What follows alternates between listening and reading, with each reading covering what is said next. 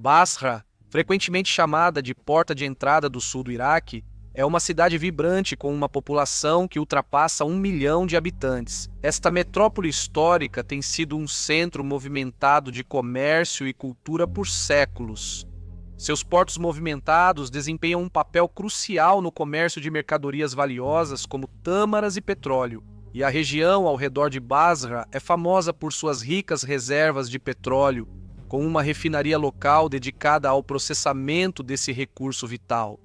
O campo de petróleo de Rummela, no sudeste, tem bilhões de barris de petróleo bruto e representa cerca de 14% do suprimento mundial de petróleo. Além disso, ao nordeste da cidade fica o campo de West Kerner, reconhecido como o segundo maior campo petrolífero do mundo. No entanto, apesar de sua riqueza em recursos, Basra enfrentou desafios significativos ao longo de sua história, principalmente devido ao impacto de conflitos modernos duradouros. Em 1914, as forças britânicas tomaram o controle de Basra do Império Otomano, e só em 1932 as tropas britânicas se retiraram, permitindo que o Iraque alcançasse uma independência nominal. Durante a Segunda Guerra Mundial, a Guerra Anglo-Iraquiana ocorreu brevemente em 1941, com forças britânicas retomando Basra e seus arredores sem muita resistência enquanto avançavam a Bagdá. O conflito terminou antes que atingissem esse objetivo. Na década de 1980, Basra se tornou um alvo principal durante a Guerra Irã-Iraque e foi posteriormente bombardeada pelos Estados Unidos durante a Guerra do Golfo em 1991. No mesmo ano, a cidade presenciou uma grande revolta para derrubar Saddam Hussein, motivada pela expulsão do exército iraquiano do Kuwait pelos Estados Unidos. Inicialmente, os moradores tinham grandes esperanças de receber apoio dos Estados Unidos, mas esse otimismo rapidamente desapareceu quando essa ajuda não se concretizou. Consequentemente, Basra suportou anos de sanções, bombardeios e uma severa opressão sob o regime de Hussein. Nos anos 1990, a cidade registrou mais defeitos congênitos e cânceres infantis. Isso foi amplamente atribuído ao uso de munições de urânio empobrecido pelos Estados Unidos da América no conflito de 1991. A situação piorou ainda mais sob as sanções que restringiram o acesso a suprimentos médicos e aumentaram os preços de bens essenciais. Na primavera de 2003, as forças britânicas se prepararam para a Guerra do Iraque, colocando Basra novamente na linha de fogo, onde uma das batalhas mais intensas e notórias aconteceu. A campanha foi marcada por cenas impressionantes de tanques Challenger manobrando sob o calor escaldante e infantaria percorrendo as ruas antigas. Essas ruas já tinham testemunhado gerações passarem antes da chegada do conflito moderno. Esta é a história da Batalha de Basra. Bem-vindo ao Guerras do Mundo.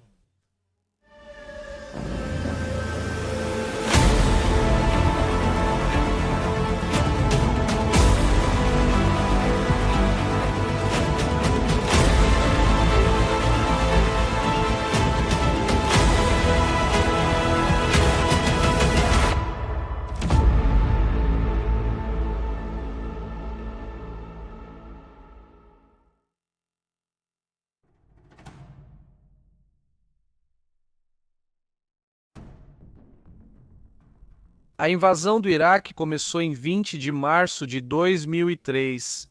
Apenas 2 dias antes, o presidente dos Estados Unidos da América, George W. Bush, emitiu um ultimato ao líder iraquiano Saddam Hussein e seus 2 filhos, Uday e Qusay, exigindo que eles deixassem o país ou enfrentassem uma ação militar. Quando esse ultimato foi entregue, o planejamento político e militar para a invasão já estava em pleno andamento. No final de 2002, os moradores de Basra perceberam a invasão iminente e começaram a se preparar para um ataque. Eles organizaram milícias e começaram a construir fortificações para se prepararem para o ataque. Durante esse período, a cidade enfrentou bombardeios regulares, o que aumentou a sensação de urgência entre seu povo. As Forças Armadas dos Estados Unidos da América apontaram Basra como alvo principal na guerra, e os porta-vozes militares transmitiram à mídia que a população xiita de Basra provavelmente receberia as forças invasoras de braços abertos e se levantaria contra Saddam Hussein.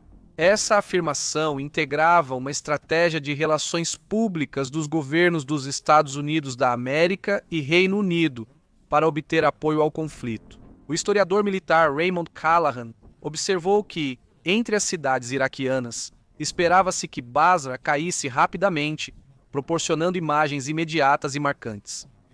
O coronel Christopher Langton, do Instituto Internacional de Estudos Estratégicos, destacou a importância de Basra, afirmando, abre aspas, capturar. Isso enviaria uma mensagem forte ao regime.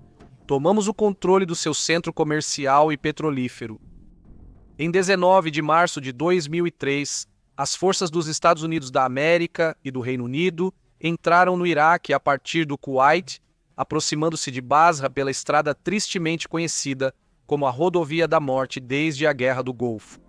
As forças de invasão avançaram lentamente por essa rota, criando um engarrafamento de veículos militares. Os primeiros confrontos da invasão ocorreram perto dos campos de petróleo e da costa de Basra.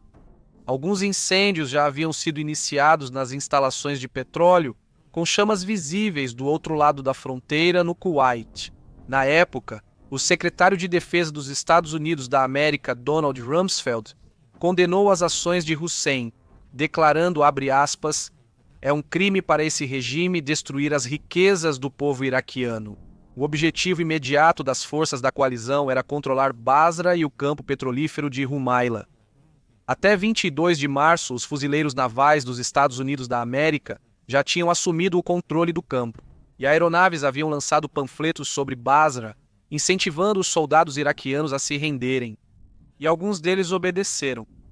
Em 23 de março, 2 soldados dos Engenheiros Reais, o sapador Luke Alsop e o sargento Simon Cullingworth, foram capturados em uma emboscada por combatentes Fudayyin nos arredores de Basra. Infelizmente, ambos foram mortos no dia seguinte. O cabo Barry Stephen, do 1º Batalhão do Regimento Black Watch, perdeu a vida quando um foguete atingiu próximo ao seu veículo blindado em Al-Zubair, perto de Basra. Isso foi seguido por outra tragédia quando, em 25 de março, um tanque Challenger 2 sofreu fogo amigo de outro tanque britânico estacionado nos arredores de Basra, resultando na morte de 2 soldados britânicos, o cabo Stephen John Albert e o soldado Jeffrey Clark.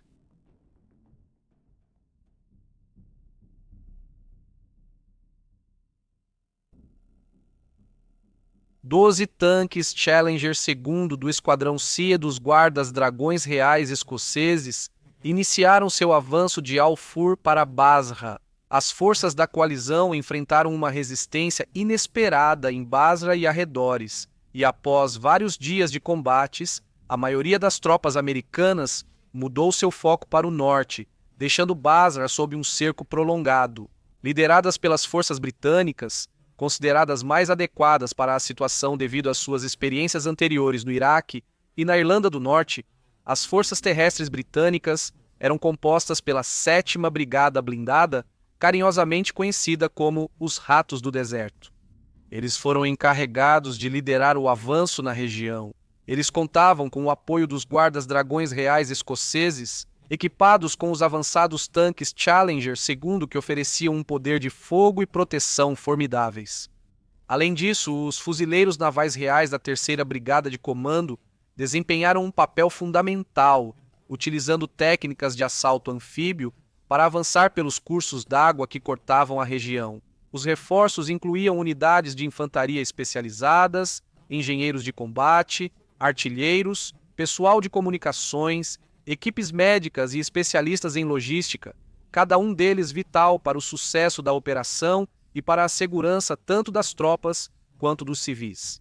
Do lado oposto, as forças eram compostas por remanescentes do exército regular de Saddam Hussein, a elite guarda republicana, conhecida por sua habilidade em combate, e o Fujudin Saddam, um grupo paramilitar, Ferozmente leais ao regime e bem familiarizados com o ambiente urbano de Basra, os comandantes britânicos enfrentaram um desafio complexo ao tentar tomar o controle de Basra, enquanto minimizavam as baixas civis e mantinham serviços essenciais como água, eletricidade e saúde. E desde o início, a abordagem estratégica envolveu um cerco cuidadoso e deliberado da cidade, utilizando caminhos pelos canais do deserto e áreas alagadas para superar os defensores de forma eficaz. A necessidade de cautela era fundamental, já que a cidade abrigava muitos civis que haviam desenvolvido estratégias de sobrevivência em meio ao conflito, saindo de casa apenas quando tinham confiança nos riscos envolvidos. Essa consciência sobre a situação da população local ressaltou o compromisso dos militares britânicos em conduzir as operações com foco na preservação da vida e na proteção da infraestrutura da cidade. Durante um período tumultuado, as tropas britânicas haviam estabelecido um cordão ao redor de Basra que tinha dois objetivos: limitar o acesso dos defensores a reforços e suprimentos, além de pressionar o moral deles. Tudo isso sem causar destruição extensa aos bairros. Ao fazer isso, os britânicos buscavam criar uma situação em que um avanço militar rápido pudesse alcançar resultados decisivos, em vez de se envolverem em um conflito prolongado. Para coletar informações, patrulhas sondavam os arredores da cidade, enquanto unidades de artilharia identificavam pontos fortes inimigos para serem alvos. Ao mesmo tempo, equipes de reconhecimento criaram mapas mentais detalhados das possíveis rotas de aproximação, pontos de estrangulamento e áreas onde emboscadas poderiam ocorrer. Dentro de Basra, o regime dominante usava o medo como um poderoso mecanismo de controle. Patrulhas dos Fedain procuravam ativamente indivíduos suspeitos de colaborar com as forças britânicas ou de organizar possíveis levantes.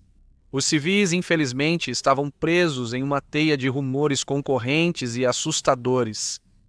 Alegações de que os britânicos bombardeariam bairros inteiros, alertas de que o regime retaliaria com ferocidade, e a ansiedade constante de que permanecer parado poderia ser tão arriscado quanto tentar fugir. Enquanto isso, as forças britânicas optaram por esperar e observar a situação, coletando informações valiosas. Eles preferiam que os defensores se aventurassem em campo aberto, onde suas vantagens em alcance e clareza óptica poderiam ser aproveitadas de forma eficaz. Essa estratégia também visava evitar a tática do inimigo de engajar em combates corpo a corpo, de cômodo em cômodo. Embora o cerco não tenha sido formalmente rotulado como um cerco para os moradores da cidade, a realidade era sombria. Eles suportaram o abastecimento de água interrompido, eletricidade intermitente e longos períodos de silêncio tenso, pontuados por tiros ocasionais. No final de março, analistas observavam com crescente confiança que as unidades britânicas haviam conquistado o controle das vias de acesso a Basra e que a oposição fora do centro da cidade estava diminuindo, transformando-se em linhas de escaramuças desorganizadas e posições isoladas de atiradores de elite.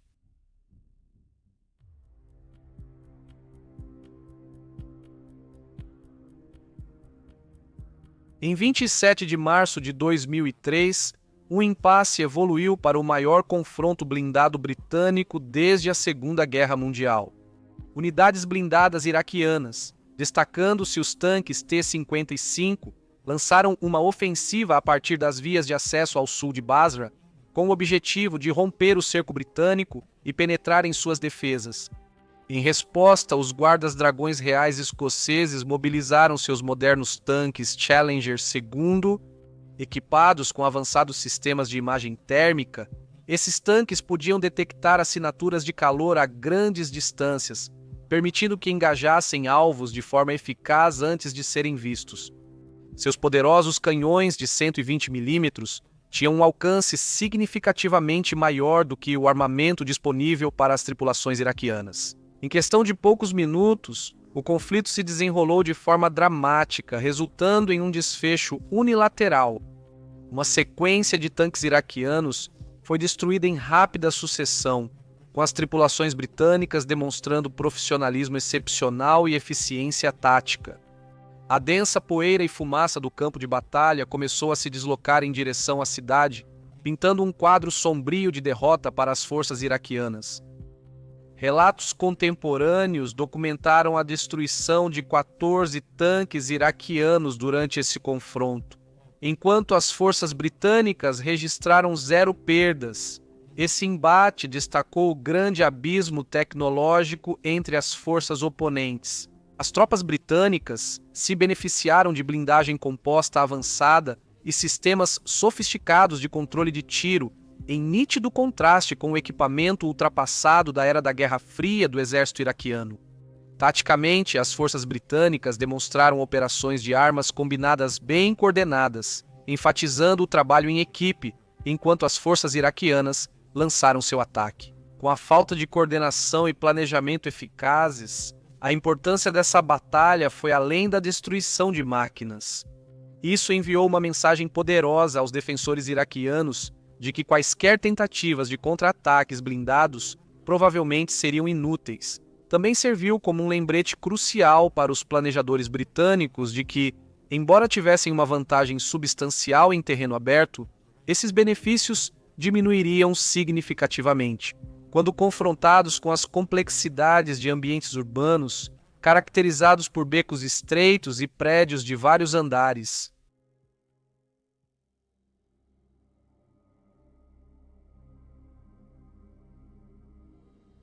Na manhã de 6 de abril de 2003, os militares britânicos lançaram uma operação para tomar o controle de Basra, mobilizando a 7ª Brigada Blindada. Essa manobra estratégica tinha como objetivo minimizar os danos à cidade enquanto sobrepujava as forças defensoras.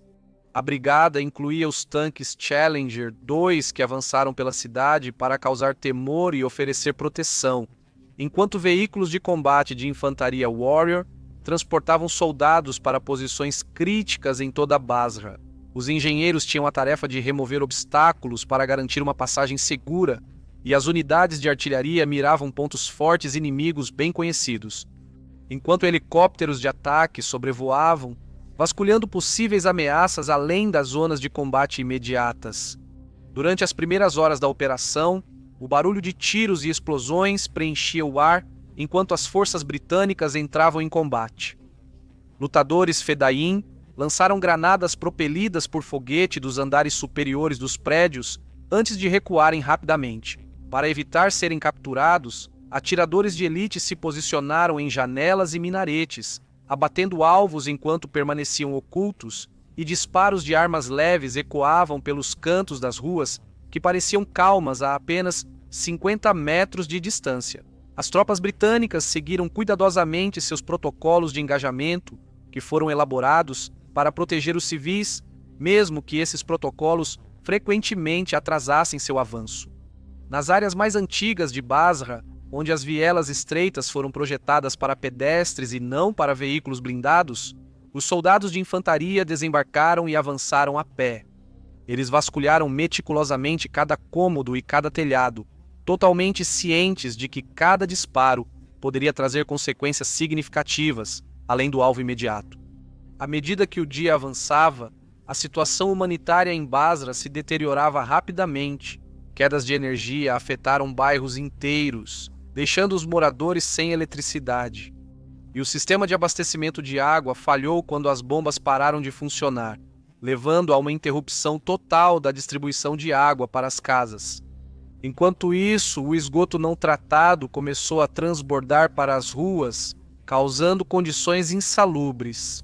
Os profissionais de saúde enfrentaram uma grave escassez de suprimentos e foram obrigados a usar métodos de triagem, priorizando o atendimento aos casos mais críticos. O agravamento das condições preocupou organizações internacionais com as crianças da cidade, especialmente vulneráveis com a queda no acesso à água potável e a rápida disseminação de doenças pelo colapso do saneamento. Mais tarde, relatórios da Human Rights Watch destacaram os danos extensos causados à já frágil infraestrutura de Basra. A organização observou que não apenas o conflito, mas também as fragilidades pré-existentes nos sistemas contribuíram para o estado crítico da cidade. O comando britânico enfrentou um dilema significativo. Eles tiveram que decidir entre adiar o ataque para evitar combates urbanos, o que poderia aumentar o sofrimento dos civis, ou avançar rapidamente para minimizar as baixas militares, sabendo que essa pressa poderia inadvertidamente prejudicar inocentes e minar a legitimidade necessária para governar depois. Essa era uma situação complexa, que não poderia ser resolvida apenas melhorando a inteligência ou estendendo o prazo. Em vez disso, os comandantes tiveram que agir com base no entendimento de que os defensores estavam se tornando cada vez mais vulneráveis e que os civis poderiam ser protegidos durante o avanço.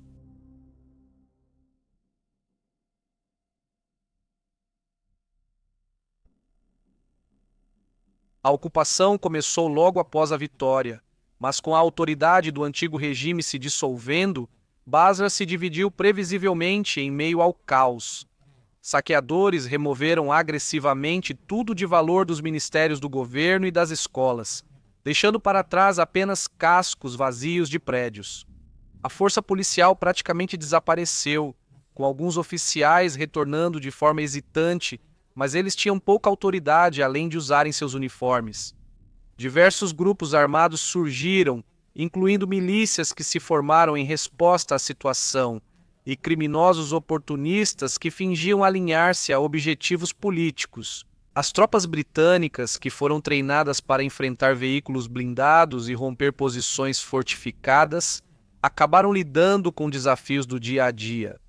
Eles redirecionavam o trânsito em cruzamentos destruídos, faziam guarda em hospitais que ficavam sem energia após o pôr do sol e escoltavam caminhões-pipa para bairros onde a falta de água potável poderia causar agitação popular. A crise humanitária se aprofundou ainda mais, antes de mostrar sinais de melhora, já que restaurar serviços e redes essenciais leva muito mais tempo do que o trabalho de desmontá-los. Mas mesmo assim, em meio à turbulência, esses dias trouxeram uma sensação de alívio emocional. Pela primeira vez em décadas, a maioria Shire pôde celebrar alegremente ritos religiosos que haviam sido brutalmente reprimidos pelo regime batista. Em 20 de abril, um importante festival atraiu multidões aos espaços públicos, marcando não só uma data religiosa, mas também o renascimento de uma identidade cívica abalada, porém intacta. No final do mês, as exportações de petróleo foram retomadas, sinalizando um passo tímido em direção à estabilidade política e à normalização econômica. Enquanto a narrativa da libertação piscava nas telas de televisão ao redor do mundo, em Basra, parecia uma luz que zumbia brevemente ao ganhar vida, apenas para oscilar novamente. As condições certamente haviam melhorado, mas ainda estavam longe de serem estáveis.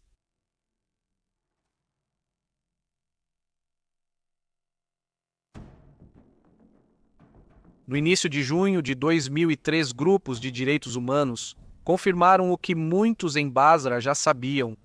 Sua segurança dependia da rápida restauração dos serviços essenciais e do restabelecimento da ordem. Após a queda do regime, o crime e a insegurança aumentaram drasticamente, preenchendo o vazio deixado pelo antigo governo. A infraestrutura da cidade, que já funcionava precariamente antes da guerra, agora enfrentava um colapso total. Os sistemas de água mostravam claramente essa crise. Sem eletricidade para operar as bombas e sem cloro para o tratamento, os bairros rapidamente se tornaram inseguros. Engenheiros britânicos e técnicos iraquianos trabalharam juntos para restaurar o fornecimento de água. Muitas vezes com soldados de guarda que dias antes estavam limpando as ruas de homens armados, esse período moldou a ocupação. As forças britânicas tinham poucos recursos para fazer melhorias imediatas, enquanto as instituições locais eram fracas e não conseguiam governar de forma eficaz. Ficou claro que as forças armadas sozinhas não poderiam reconstruir essa sociedade. Em setembro de 2003, ocorreu um incidente trágico que mudou a visão sobre as forças militares na região. Baha Mauser, um recepcionista de hotel em Basra, morreu sob custódia britânica após sofrer 36 horas de abuso severo por parte de soldados britânicos. Uma investigação encontrou ferimentos graves e práticas abusivas, incluindo o uso de capuz e posições de estresse forçadas, que são proibidas pelo direito internacional. Um soldado admitiu o abuso, mas a maioria dos outros foi considerada inocente de qualquer irregularidade.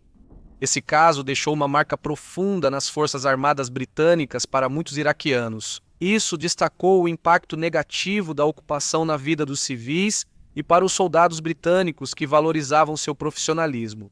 Foi um doloroso alerta de que a linha entre protetor e abusador poderia ser facilmente borrada. Embora os comandantes britânicos buscassem construir confiança com estratégias e regras de engajamento, esse incidente enfraqueceu sua autoridade moral. Reconstruir a confiança com uma população enlutada e desconfiada seria de fato um grande desafio. A situação em Basra continuou a mudar mesmo depois que as forças britânicas recuaram para sua nova base no aeroporto.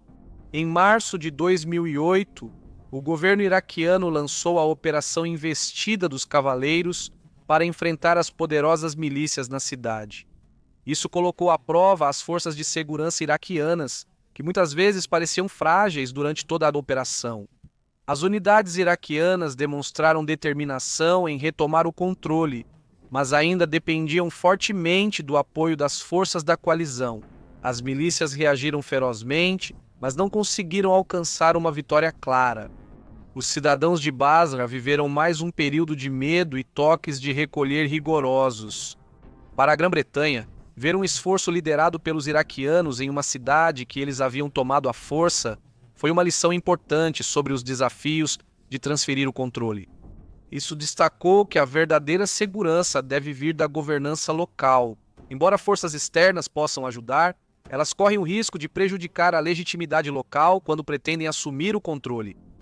Em 31 de março de 2009, o Reino Unido entregou oficialmente sua última grande base militar no sul do Iraque, o aeroporto de Basra, para as forças dos Estados Unidos da América e então reduziu sua presença militar. Relatórios oficiais disseram que Basra havia se tornado mais segura e esperançosa, mostrando alguns sinais de progresso. No entanto, relatos de moradores revelaram que a cidade continuava instável. O poder frequentemente mudava de forma inesperada e serviços básicos como eletricidade podiam falhar a qualquer momento.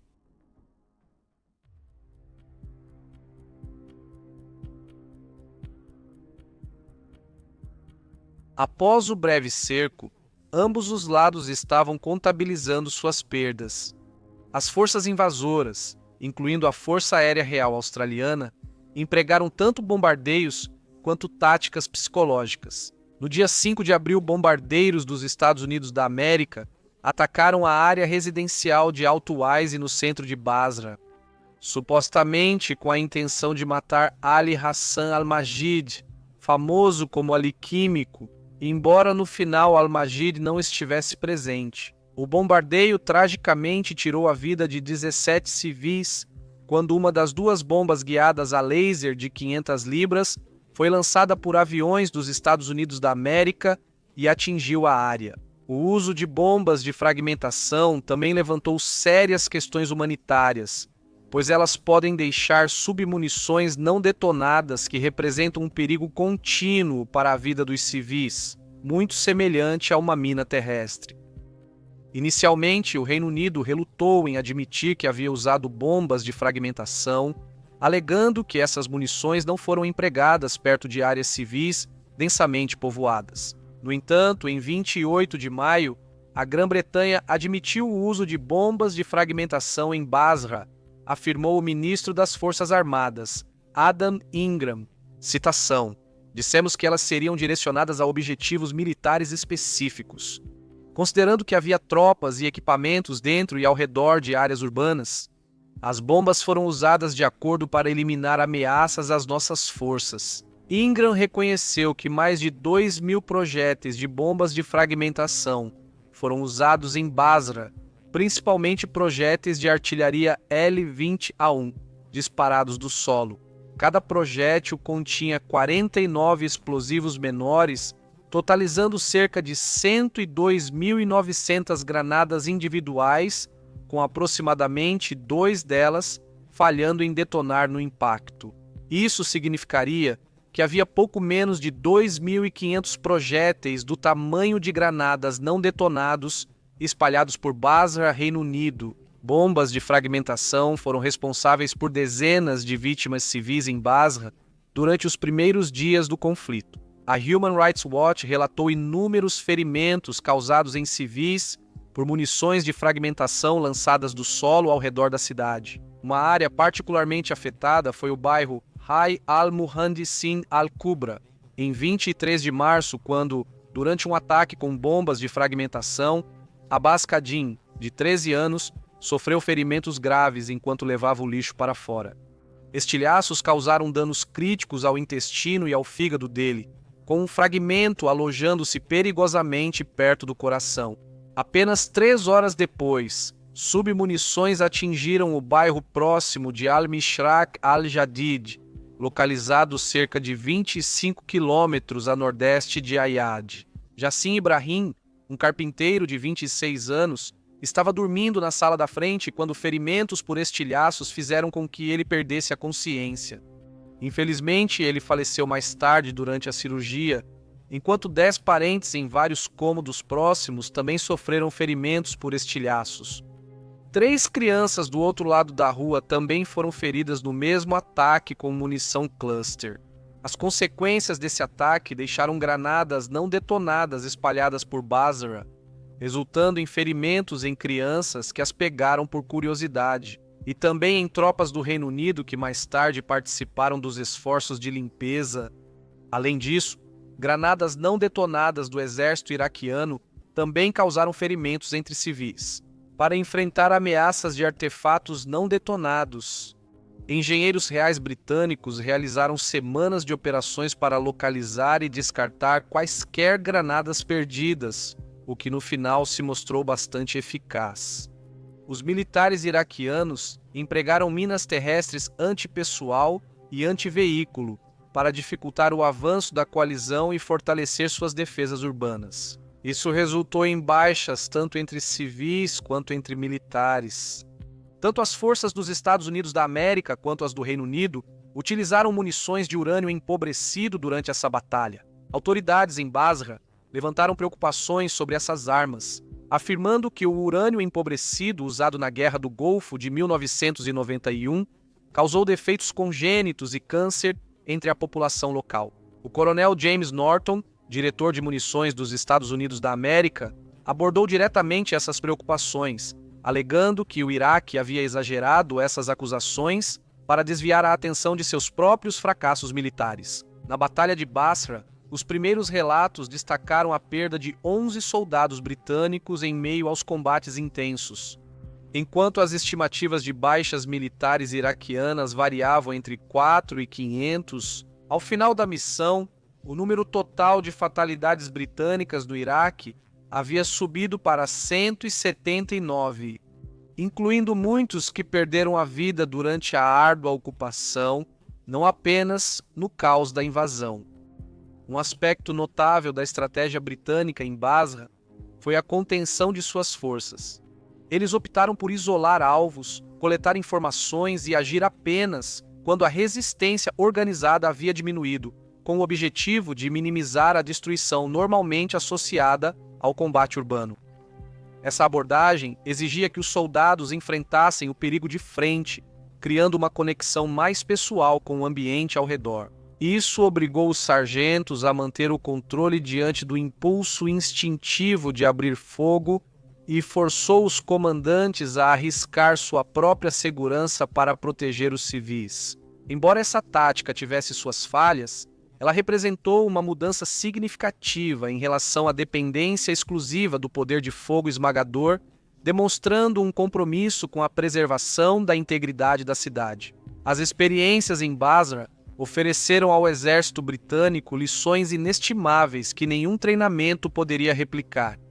Hoje, os eventos de 2003 permanecem vívidos na memória coletiva, tanto do povo britânico quanto do povo iraquiano, destacando as complexidades de um conflito que mudou profundamente as vidas envolvidas.